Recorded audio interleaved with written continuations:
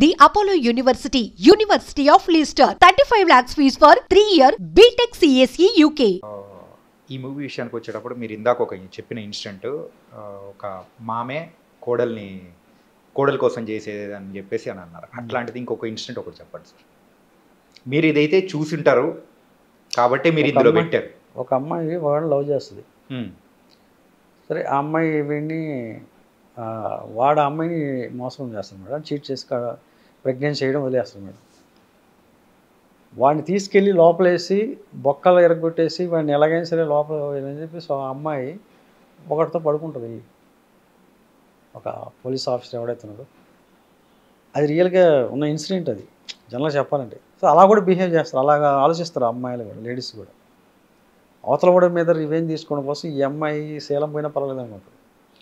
అది డైరెక్ట్ లేడీస్ని అంటున్నట్టు కదా మరి. వాళ్ళు అంటే మీరు స్టార్టింగ్లో ఉమెన్ సెంట్రిక్గా నేను తీసుకొని స్టోరీస్ చేస్తుంటానని చెప్పేసి, కానీ ఈ అమ్మాయికి లేడీస్ని అలా చూపించడం అనేది కూడా వాళ్ళు అఫెండ్ అవుతారు కదా. కానీ ఈ అమ్మాయి ఆలోచన ఏంటి అందులో? ఈ అమ్మాయి మంచి అమ్మాయి, కానీ అక్కడ రివెంజ్ తీర్చుకోవాలి వాళ్ళు ఎంతకైనా అంటే తెగిస్తారు. అది తెగిచ్చారంటే అని చెప్పేసి అంటూ ఉన్నారు మీరు.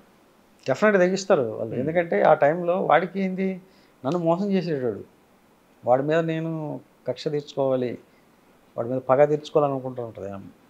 కొంతమందిలో ఉంటుంది, అందరిలో రాదు. కొంతమంది ఏం చేస్తారంటే ఒక లాయర్ని అప్రోచ్ అవుతారు, స్మూత్గా వెళ్తారు.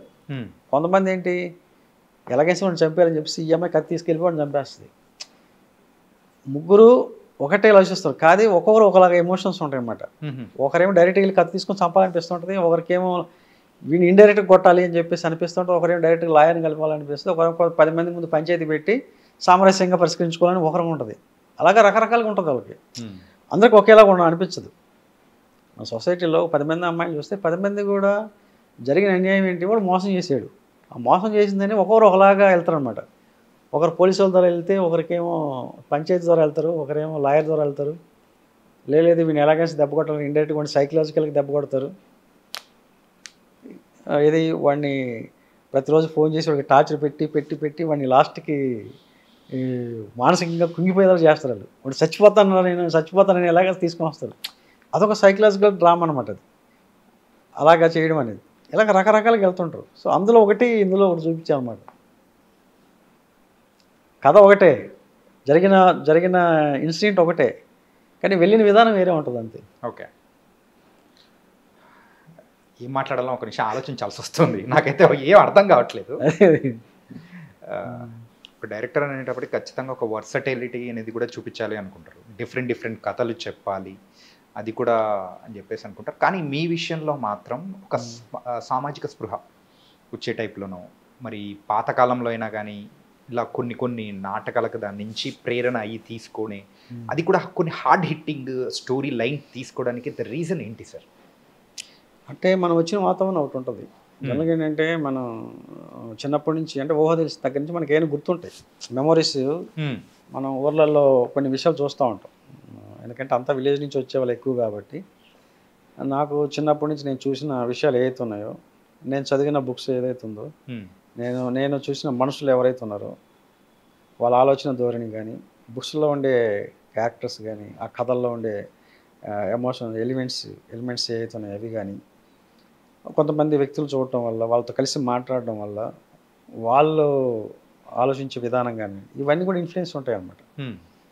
సో ఎక్కువగా ఆ నేపథ్యం ఉంటుంది. అందుకనే నేను చూసిన వాతావరణం ఏదైతే ఉందో 10th క్లాస్ నుంచి కూడా, నాకు మనుషుల మధ్య వ్యత్యాసం ఎందుకు, అందరూ ఒకటే కదా, అందరూ సమానం కదా, అందరూ అక్కడి నుంచి వచ్చిన వాళ్ళు మనుషులు. మనం ఫస్ట్ ఏంటంటే హ్యూమన్ బీయింగ్స్ అనమాట, మానవత్వంగా ఆలోచించే విధానం కూడా అనే యాంగిల్లోనే ఆలోచిస్తుంటాను నేను. సో అందుకనే ఆ కథలన్నింటిలో కూడా ఎక్కువగా ఆ హ్యూమన్ యాంగిల్ కనిపిస్తూ ఉంటుంది. అంటే different kind of movies, different genres ఉంటాయి కానీ కథల్లో, నా కథల్లో అన్నింటిలో కూడా. బట్ కామన్గా ఏంటంటే హ్యూమన్ యాంగిల్ ఎక్కువ కనిపిస్తూ ఉంటుంది. మానవత్వ విలువలు కొన్ని ఉంటాయి అన్నమాట, అది ఎక్కువగా మనకి అంటే కనిపిస్తూ ఉంటుంది అన్నమాట అందులో. మెయిన్గా తీసుకోవడానికి అయితే అదే రీజన్ అంతే. చిన్నప్పటి నుంచి వచ్చిన వాతావరణమే మనల్ని ఎక్కువగా ప్రభావితం చేస్తూ ఉంటుంది అంతా. ఓకే, అయితే ఇప్పటివరకు మీరు చేసిన మూవీస్ ఒక్కొక్కటి ఒక డిఫరెంట్ అనేది కూడా వస్తుంది. 1940 గ్రామం అయితే అది ఏంటంటే ఆ బ్రాహ్మిన్స్ దేశానికి సంబంధించి క్యాస్ట్ సిస్టమ్ దాని గురించి చూశారు. కమలతో నా ప్రయాణం అనేది కూడా ఒక వేశ్య కథ అనేది కూడా దాన్ని మీరు చాలా చక్కగా మౌల్డ్ చేసి తీసుకొని వచ్చారు. డిగ్రీ కాలేజ్ కానీ సో ఇలా ఒక్కొక్కటి డిఫరెంట్ జోనర్ పట్టుకుంటూ వచ్చారు. కాకపోతే ఇన్నాళ్ళ నుంచి పొలిటికల్ అనేది కూడా మీరు టచ్ చేయకుండా ఇప్పుడు టచ్ చేయడానికి గల రీజన్ ఏంటి? ఎస్, యాక్చువల్గా ఏంటంటే నాకు కొంతమందితో నేను తిరిగాను. ఇది పొలిటికల్ లీడర్స్ కూడా నేను తిరిగాను. వాళ్ళలో కొన్ని యాంగిల్స్ నేను చూశాను. కొంపదీసి వాళ్ళ బండారం మీద బయట పెడుతున్నారా ఏంటి ఈ సినిమాల ద్వారా? కొంత ఉంటుంది కంపల్సరీ వాళ్ళ బండారం అనేది. అంటే ఒరిజినల్గా క్యారెక్టరిస్టిక్స్ ఉంటాయి. ఓకే, వాళ్ళు చేసే పనులు ఏంటి అని ఉండవు. బట్ నా కథల్లో ఈ కథలో ఒక పొలిటికల్ లీడర్ ఎలా ఉంటాడో అలాగా చూపిస్తూ ఉంటాడు అన్నమాట. ఎందుకంటే వాళ్ళు ఉండే ఎమోషన్స్ ఏదైతే ఉంటాయో, వాళ్ళ ఫ్యామిలీ బ్యాక్డ్రాప్లో జరిగే విషయాలు ఏదైతే ఉంటాయో అవి కొన్ని ఇన్ఫ్లుయెన్స్ చేస్తూ ఉంటాయి. వాళ్ళు ఉండే విధానం కానీ, వాళ్ళు మాట్లాడే విధానం కానివ్వండి, వాళ్ళు చేసే పనులు కానీ, ఆ తర్వాత వాళ్ళు బిహేవ్ చేసే విధానం కానివ్వండి, ఇదన్నీ కూడా ఏంటంటే మనకి కొంచెం ఎక్కడో తగులుతూ ఉంటాయి అన్నమాట. ఆ తగిలినప్పుడు ఏంటంటే ఓహో ఇలా ఉంటారా వీళ్ళు అని ఆ కథలో ఆ క్యారెక్టరైజేషన్స్ ఇలా ఉంటుందని చెప్పి రాసేస్తుంటారన్నమాట. ఓకే, సో చాలా స్ట్రాంగ్ క్యారెక్టర్స్ ఉంటాయి అందులో కూడా. వీడు ఎందుకు ఇలాగ బిహేవ్ చేస్తాడు, ఎందుకు ఇలా ఉంటాడు అనేది రీజన్స్ ఉంటాయి అన్నమాట. అంటే ఒక మనిషి ఇప్పుడు అలాగ ఉండటం కారణం ఏంటంటే చాలా ఉంటాయి. అలా వచ్చిన వాతావరణం ఒకటి ఉంటుంది కదా. ఇప్పుడు పొలిటికల్ లీడర్ అయ్యాడంటే తన వెనకాల చాలా మ్యాటర్ ఉంటుంది అనమాట. అంటే మ్యాటర్ మీన్స్ ఏంటంటే వాడు వచ్చిన వాతావరణం ఒకటి ఉంటుంది కదా. అంటే తప్పనా లేకపోతే కరెక్టనా లేకపోతే ఏంటి అంటే తప్పు నుంచి నేర్చుకొని ఒక స్థాయికి వస్తాడు. అటు దుర్మార్గం చేయొచ్చు, లేకపోతే మాటలు చేయొచ్చు, మానభంగాలు చేయొచ్చు, అమ్మాయిలు రేప్ చేసి వచ్చినప్పుడు కూడా ఉన్నాడు పొలిటికల్ లీడర్. అని చదువుతో సంబంధం లేదు యాక్చువల్గా. అక్కడ వాడు సంస్కారంతో సంబంధం లేదు, వాడు మాట్లాడే విధానం సంబంధం లేదు. డబ్బు సంపాదించాడు, 10th క్లాస్ చదివాడు అంతే. డబ్బు సంపాదించాడు, పొలిటికల్ లీడర్ అయిపోయాడు అంతే. వాడు ఏం చేశాడు, వాడు జనాలు కూడా ఏం ఆలోచించరు. వీడేంటి, వీడు మంచోడా చెడ్డోడా, వీడు మనకి న్యాయం చేస్తాడా లేకపోతే అన్యాయం చేస్తాడా అనేది ఏం ఆలోచించరు. వాడి దగ్గర డబ్బు ఉందా లేదా, ఓకే వాడు ఒక 100 కోట్లు ఖర్చు పెడతాడు, మనకు ఒక 1000 రూపాయలు 2000 ఆ టైంకి ఓటుకి ఇస్తున్నాడు అని చెప్పేసి ఓటేస్తారు. ఆ తర్వాత వాడు ఏం చేస్తాడు ఆ మ్యాటర్ తర్వాత ఇంకా పట్టించుకోరు. ఎవడో ఆలోచిస్తుంటాడు. ఊర్లో ఒక 100 మంది ఉంటే అందులో 2-3 ఆలోచిస్తారు. వీడికి ఓటేసాం, కనీసం మనం వైపు కూడా చూడలేదు, కనీసం ఊరికి వచ్చి మనం పలకరించలేదు అంటారు. ఆ తర్వాత వాడు చేసే పనులు వాడు బిజినెస్ చేస్తాడు అంతే. అంటే పొలిటికల్ లీడర్స్ కానీ ఈ మొత్తం అంతా కంప్లీట్ ఒక బిజినెస్ అంటారా? బిజినెస్, అది పక్క బిజినెస్. పొలిటికల్ అనేది ఇప్పుడు ప్రజెంట్ అయితే బిజినెస్. ఒకప్పుడు సేవ, అది ఒక 25-30 years బ్యాక్ సేవ. అది అంటే నన్ను గెలిపించారు, వీళ్ళకి నా మీద నమ్మకం ఉంది, సో వీళ్ళకి నేను సేవ చేయాలని అనిపిస్తుంది అప్పట్లో. ఇప్పుడు సేవే ఉండదు. నేను నీకు 2000 డబ్బులు ఇచ్చాను, అయిపోయింది, నువ్వు నాకు ఓటేసావు, నువ్వు డబ్బు తీసుకోకుండా ఉంటే నేను నీకు సేవ చేస్తానంటాడు. నువ్వు డబ్బు తీసుకున్నప్పుడు నేను నీకెందుకు చేయాలి, ఏమవసరం అని అంటాడు అంతే. అయిపోయింది మ్యాటర్ అక్కడ, ఇచ్చిపుచ్చుకోవడం అయిపోయింది అక్కడ. సార్ మీరు ఎప్పుడైనా తీసుకున్న డబ్బులు? లేదు, నేను ఉండేది ఇక్కడే కాబట్టి నాకు ఇష్టమైన వ్యక్తిని ఆలోచిస్తాను, వెళ్ళిపోయి ఓటేస్తాను అంతవరకు. అలా ఆలోచించే వ్యక్తులు కూడా బోల్డ్ ఎంతమంది ఉంటారు కదా, మరి వాళ్ళ గురించి కూడా మనం ఆలోచించాలి కదా. ఇందులో అది కూడా ఉంటుంది. అది కూడా ఉంటుంది. మంచి చెడు రెండు ఉంటాయి. ఎందుకంటే ఒక యాంగిల్ చెప్పట్లేదు మనం. ఇతను ఇలా ఉండే వాళ్ళలో మంచి కోణం కూడా ఒకటి ఉంటుంది. అందులో సైదుల్ రెడ్డి అనే క్యారెక్టర్లో వాళ్ళు ఒక మంచి కోణం ఉంటుంది. వాడు చాలా చెడ్డోడు, వాడు క్రూరంగా ఆలోచిస్తుంటాడు ఏ విషయమైనా సరే. అంటే అందులో కథ రివీల్ చేయకూడదు కానీ కోడల్నే పెళ్లి చేసుకుందాం అనుకునే ఒక క్యారెక్టర్. వాళ్ళు ఒక మంచి కోణం ఉంటుంది. ఇంట్లో పనిచేసి ఒక లేడీ ఉంటుంది, ఆవిడ చాలా గౌరవిస్తాడు, ఆ అమ్మాయికి ఏం కాలేదో చూస్తాడు అతను. చాలా మంచి కోణం ఉంటుంది అతనిలో కూడా. అంటే అంత క్రూరుల్లో కూడా ఒక మంచి కోణం ఉంటుంది. మనం ఒక వ్యక్తిని చూడగానే వాడిలో ఎక్కడో ఒక చిన్న ఒక దాంట్లో వాడిలో చాలా మంచితనం కనిపిస్తుంటుంది. అలాంటి ఒక యాంగిల్ కూడా ఉంటుంది అనమాట మనిషిలో. సార్ ఏంటి సార్ మీ థాట్స్ ఏంటి అసలు మాకు అర్థం కావట్లేదు. ఏంటంటే కోడల్నే పెళ్లి చేసుకోవాలనుకున్న మామను అంటే ఆ కైండ్ ఆఫ్ స్టోరీని మీరు చూపించిపోతున్నారు ఇప్పుడు దీంట్లో. ఈ కథలో అది ఉంటుంది అనమాట మెయిన్. అంటే ఇప్పుడు పేపర్లో మేము ఎక్కడో చదువుతూ ఉంటాము, అరే ఏంటి దరిద్రం అని చెప్పేసి అనుకునే దాన్ని మీరు బిగ్ స్క్రీన్ మీద ప్రజెంట్ చేస్తున్నారు. అంటే ఇప్పటివరకు ఎవరు అలాంటి పాయింట్ టచ్ చేయలేదు. అంటే పాయింట్ అంటే మీన్స్ ఏంటంటే ఇలాంటి కొన్ని ఉంటాయి. అంటే సొసైటీలో ఒక ఫ్యామిలీలో అక్కడ ఉండే సిచ్యువేషన్ బట్టి వాడు అలా బిహేవ్ చేస్తాడు. అక్కడుండే పరిస్థితులు బట్టి సిచ్యువేషన్ ఎలా వచ్చినా కానీ మరి ఎంత దిగజారిపోయే అట్లాంటి క్యారెక్టర్ మీరు సృష్టించారా?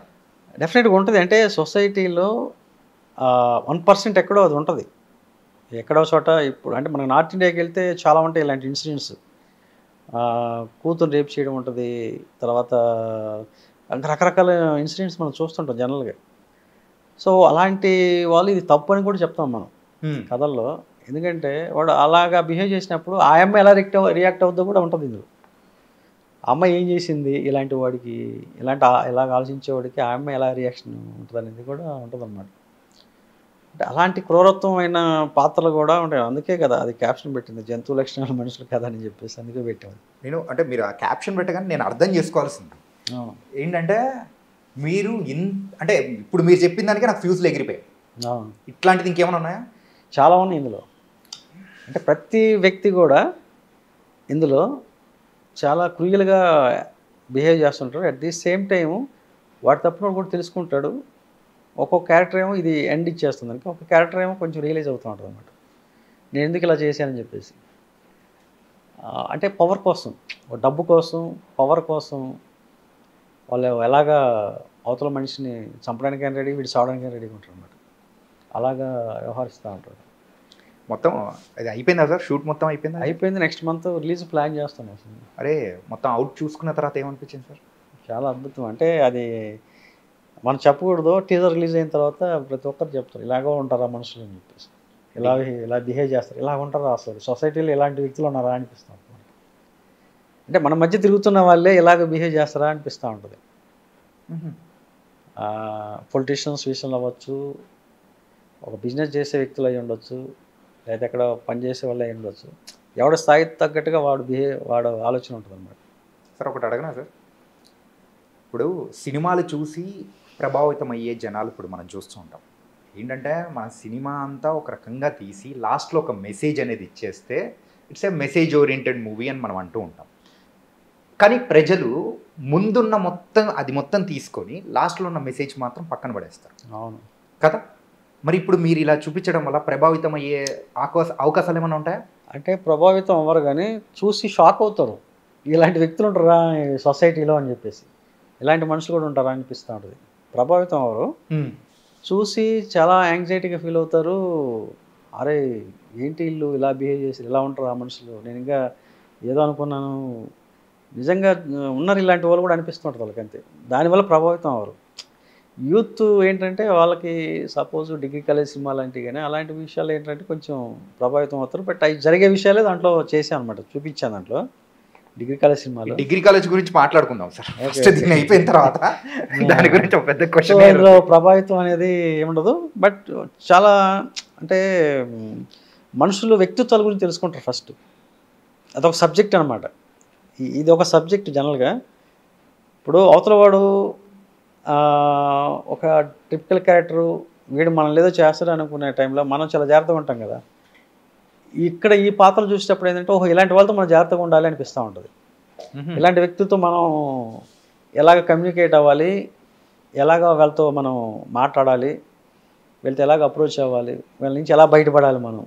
ఓహో అంటే ఒక పొలిటీషియన్ చూసినప్పుడు ఇతను ఇలా ఉంటాడా, అయితే మనం చాలా జాగ్రత్తగా ఉండాలనిపిస్తూ ఉంటుంది. ఒక రౌడీ దగ్గర లేకపోతే ఒక బ్యాడ్ బిహేవ్ చేసే ఒక పర్సన్ దగ్గరికి వెళ్ళినప్పుడు ఒక వీడు ఇలా ఉంటాడా, అయితే వీటితో మనం ఇలా ఉండాలనిపిస్తూ ఉంటుంది. అలాగా ఇంటర్నల్గా మెసేజ్ ఉంటుంది, కానీ క్యారెక్టరైజేషన్స్ వేరేగా ఉంటాయి మళ్ళీ అన్నీ. లేడీస్ విషయంలో కూడా అవచ్చు. అంటే వాళ్ళు ఎత్తుకు పై ఎత్తులు, ఒకరి మీద ఒకరు ఈర్ష్య ద్వేషంతో, ఆ పవర్ కోసం వీళ్ళేం చేస్తారు వాడేం చేస్తూ ఉంటాడు అక్కడ, అవతల వాడిని అంటే మోసగించి మాయ చేసి వాడి మీద మనం ఎలా గెలవాలి, ఇలాంటివన్నీ కూడా ఇందులో ఉంటాయి అన్నమాట. అంటే సార్ అంటే ఈ మూవీ తీయడానికి గల రీజన్ ఏంటి సార్? ఒకటి ఉంటుంది కదా సార్, ఒక మోటో అనేది కూడా ఉంటుంది. అంటే నేను కొంతమంది వ్యక్తులను చూసాను. నేనే అంటే ఇప్పుడు సపోజ్ వడ్డీ వ్యాపారం చేసే వాళ్ళు ఒకలా ఉంటారు. వాడికి ఏంటంటే నువ్వు చచ్చిపో కానీ నా వడ్డీ చచ్చిపో అంటాడు, నా డబ్బులు చచ్చిపోరా బాబా అంటాడు వాడు. అంటే మాట మిమ్మల్ని రియల్ లైఫ్లో ఇట్లాంటిది ఏదైనా ఇన్సిడెంట్ చూసి మిమ్మల్ని కదిలించింది ఏదైనా ఉందా? ఉంది. నేను రియల్ లైఫ్లో నేను చూసిందే ఉందన్నమాట. అలాగే లేడీస్ విషయంలో కూడా ఉండొచ్చు. ఎందుకంటే వాళ్ళు ఏదన్నా ఒకరి చేతిలో మోసపోతే వాళ్ళు చాలా పీక్ స్టేజ్లో ఉంటుంది వాళ్ళ వ్యవహారం. వీడిని ఎలాగైనా సరే టార్గెట్ చేసి దెబ్బ కొట్టాలని చెప్పేసి విధంగా ఉంటారు అనమాట వాళ్ళు. లేడీస్ విషయంలో కూడా ఎవడైనా అమ్మాయి కానీ అన్యాయం జరిగితే ఒక అమ్మాయికి కానీ ఒక లేడీ కానీ సపోజ్ ఒక లవ్ చేసాడు ఒక అమ్మాయిని, వాడు ఈ అమ్మాయిని చీట్ చేసాడు అనుకో, వాడి మీద ఎలాగ ఈ అమ్మాయి రివెంజ్ తీసుకోవాలని ఆలోచిస్తూ ఉంటుంది. అది చాలా పీక్ స్టేజ్లో ఉంటుంది. డైవర్స్ ఇవ్వబోయే హస్బెండ్ అయినా సరే అది వదిలిపెట్టదు అంత తొందరగా, వాడిని తొక్కదీసి నారు తీసేస్తాను అనమాట. అలా ఉంటాయి అనమాట. అలాంటి వాళ్ళు చాలామంది ఉంటారు. ఓకే, అంటే కొంతమందిలో ఉంటాయి ఆలోచనలు. డెఫినెట్గా మనం సొసైటీలో చూస్తే ఒకరిది ఒక కథ ఉంటుంది. అంటే ఒకరి కథకు ఒకరికి సంబంధం లేదు, కానీ టోటల్ డిఫరెంట్గా ఉంటాయి ఇద్దరు కథలు. ఏ ఇద్దరు కథలు ఒకలా ఉండదు అసలు. మీదొక కథ ఉంటుంది, నాదొక కథ ఉంటుంది. అంటే చూస్తే మనం చూడాలంతే, వాళ్ళకి వెళ్ళి మనం ఆలోచిస్తూ ఉంటే ఇదొక కథలా కనిపిస్తుంటుంది లైఫ్ మొత్తం. ఒక 50 సంవత్సరాల లైఫ్ తీసుకున్నా, 60 సంవత్సరాల లైఫ్ తీసుకున్నా సరే చాలా ట్విస్టులు ఉంటాయి, చాలా ఎమోషన్స్ ఉంటాయి, రకరకాల భావోద్వేగాలు ఉంటాయి వాళ్ళల్లో. కథలు చిన్న చిన్న పిట్ట కథలు కూడా ఉంటాయి చెప్పుకోవాలంటే. అరే నాకు కథ చెప్తాంట్రా అంటాడు జనరల్గా చెప్పాలంటే. వాడు చెప్తుంటే మనకి ఏంట్రా లైఫ్ ఇలా జరిగింది అనిపిస్తుంది. నిజంగా అంటే మనం ఎంతమంది వ్యక్తులతో కలిసి తిరుగుతుంటామో అన్ని కథలు ఉంటాయి వాళ్ళల్లో. సార్